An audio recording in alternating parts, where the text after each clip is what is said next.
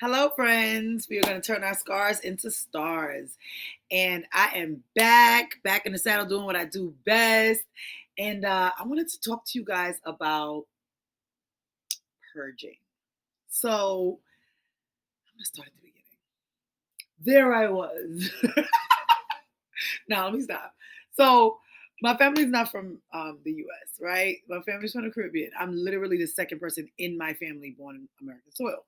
Literally, like, I'm not even kidding. And when my mom was the first of her 9 siblings to come up here. And when she came up here, it was like alone. Tell me more about this alone, right? Those of y'all know my mother know it ain't never the truth. So she discovered credit and loans and all those things there. And uh, my mom put me in ballet. I rode horses when I was a child. Of course, went to Guyana all the time. I went to Disney World. My mother owned our 3 bedroom condo, and it was 1.5 bath. That's saying a lot for Brooklyn. Okay, and we always had a car. We were most of the time a 2 car family. Again, saying a lot for the ghetto.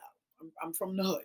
Yes, I'm not from no nice place. I'm from Brooklyn, like not the one that's like all gentrified and that you see, and it's like, oh, come to Brooklyn and come to they have like weed rolling classes now. I'm not from that Brooklyn. I'm from the one where people throwing bricks off the roof. And if you went to school on Halloween, they took your bag and smashed it on the floor to crack the eggs on top of your stuff. I'm from the Brooklyn where, you know what I'm saying, the security guard at the school like you, so he let you leave out of school and then come back and let you back in the side building. Yeah, I'm from that Brooklyn. Okay, the one where don't fall asleep with her in your crib because you might be missing some stuff when they come back, or I'm from the Brooklyn where dudes apologize for who they had their kids with. Like I'm from that one. You know what I'm saying? And we had a good childhood. We had a good childhood. It was kind of rough there. No frills, the white box with the black lettering. Caribbean people are very proud. They don't want to go and get a food stamps, and they're like, I didn't come to this country to struggle. And I'm just like, chick, that's like name brand cereal. Make it make sense. But anyway, I'm from the hood, just real talk. And I definitely pull myself up by my bootstraps. And the poverty that I experienced as a child was situational, not generational. And that's no knock to anybody else that's fighting the good fight day to day. Um, I'm not an elitist by any means, and I would never twist up my nose at anybody unless you give me a reason that I'm gonna like curse you out within an inch of your life and probably hit you. But we from a pretty rough place. And mommy, she tried. She was a breadwinner in our household, and she bust her ass. She did. She really did. And although she tried her very very very best, I didn't grow up with very much financial literacy. So now I'm grown. I didn't realize like my mother was doing this stuff. It was on credit, and she makes excellent money. This is no knock. My childhood was kind of lit, but as an adult, I had to kind of figure things out. So those of you guys that have been watching my channel, y'all know that know me personally, know I'm a military spouse. I'm a teacher, and we lived Hawaii, California, Tennessee, South Carolina, now Virginia, and all those things there. Obviously New York, and then DC for a spell. But I miss my family. Mm, I miss my family. I miss my cousins. The way we used to play with our cousins as kids, and we sleep head to foot. And if you guys saw my video, pissed, I used to pee the bed. Like my cousins be like, "Jerry, you pee in the bed." Like just good, wholesome, just beautiful, beautiful, beautiful memories. And wouldn't trade it for the world. My sisters, my sisters, my new sister, my cousins, just the kind of stupidness we used to get into, and like the nostalgia. And it's like you go back to the hood and it's like, yo, remember that time? Which remember when is the like lowest form of human communication, by the way. That's what Tony Soprano said. But anyway, whatever. So let me focus. Y'all know I got ADHD like a bitch. Okay, so because I'm away from my family and I miss my cousins, I miss my friends, I miss my sisters. I don't have a tribe out here in Virginia. So I noticed that I just been buying things, just buying things, buying things, buying things, trying to fill a void. On November 20th, 2005, my mother's two youngest sisters were on their way to Florida to close on a house, and unfortunately, they were struck by a drunk driver, and both of them um, they died together. And my family has not been the same since. And my sister shared with me that through self reflection and therapy, she's come to the realization that perhaps when we experience trauma, uh, we don't really mature past that age as quickly as we would have had that not taken place. With that being said, I'm 36, but I might be like 28 emotionally because of what happened with my family. I just never got over it.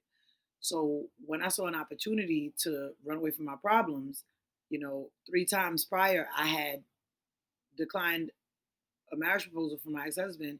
And the fourth time he asked, I said yes, not because I was ready to get married. I knew I wasn't ready, but I said yeah because I was trying to wait for my problems. It's like I'm not gonna fault him for that because we was both grown.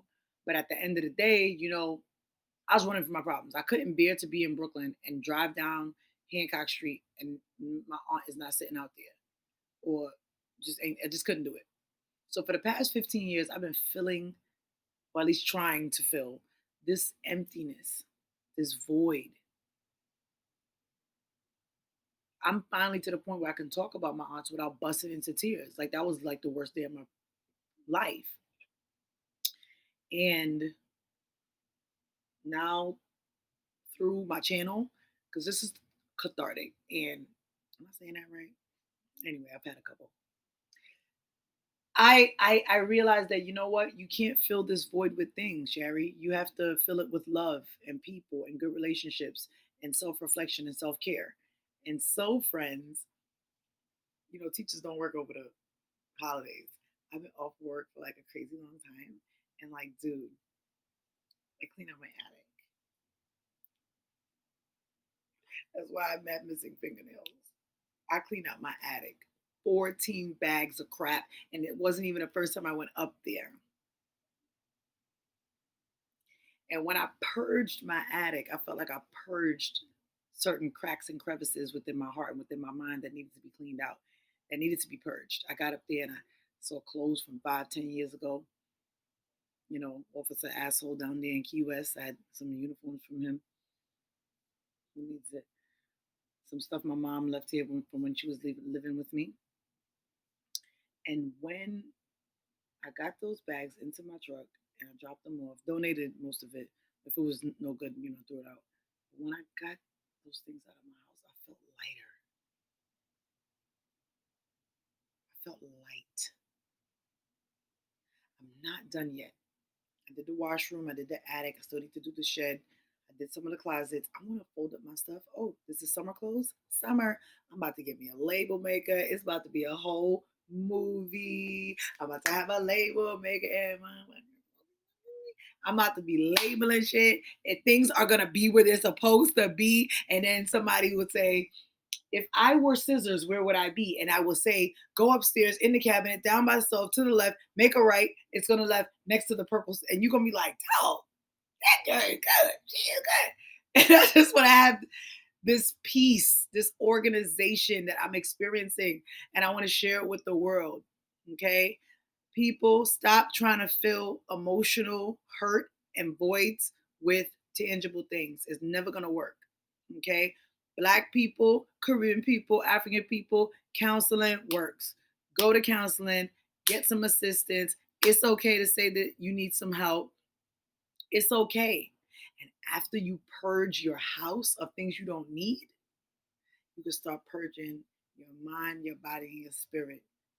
Reduce the alcohol intake. This COVID social anxiety is insetting. It's just, oh my God. And you're probably sleeping with people you shouldn't. Like all those things we could, but it's all right. It's okay. It's okay. It be like that. But it's all right. It's okay. We're gonna get through this together. So again, let's purge, let's cleanse, let's drink water, let's wash our faces. Okay, stop putting off that doctor's appointment. Get some therapy. Okay, don't text him back. Leave her alone. You know you don't need to go over there. Oh, and here's a little tidbit. Coronavirus, as terrible and just sickening as it is the best excuse. You don't want to go somewhere? Listen, coronavirus. It's like, oh, my kid's sick for people that don't have kids. Like, I was gonna come over, but coronavirus. Oh yeah, I was gonna help you, but coronavirus. Oh, can you? No, coronavirus. Like, it's the best excuse for anything, and I definitely don't want to make light of a situation like that. But never deal with a situation that you don't want to. Okay, guys, we're gonna purge, we're gonna clean up, we're gonna get lit, and I'll be back to show you guys my progress, both emotionally, health wise, drinking water, exercising, and turning those scars into stars. Love you, miss you, and I'll be back later. Bye.